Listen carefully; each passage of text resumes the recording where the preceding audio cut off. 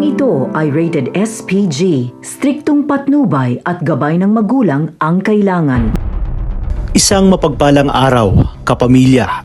Magkakamalay na si Severino matapos ang matagal nitong pagkakakomatos.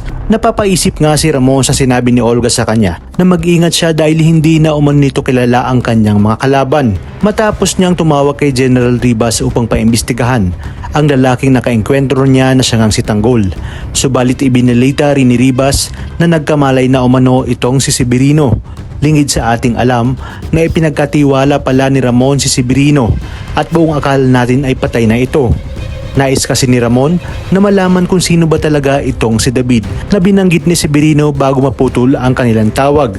Kaya naman, tanging si Ribas at Ramon lamang ang nakakaalam sa sikretong ito. Sa kabilang banda, hindi na nga papasok sa trabaho sina Bubbles at Tanggol sa bar dahil batid nilang gagantihan sila ni Pablo.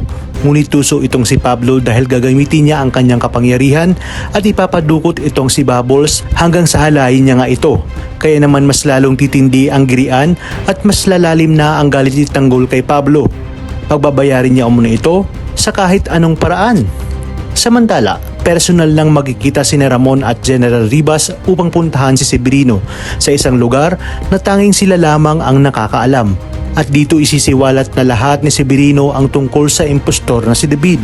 Kaya naman mas lalong lumakas ang kutob ni Ramon na anak niya nga ang kanyang nakita na kamukhang kamukha niya at walang iba nga kundi si Tanggol. Ipinangako niya sa kanyang sarili na pagbabayarin niya sina Olga at David. Ngunit bago ito ay paniniwalain niya muna ang dalawa na wala nga siyang kaalam-alam sa kung sino ba talaga ang kanyang tunay na anak.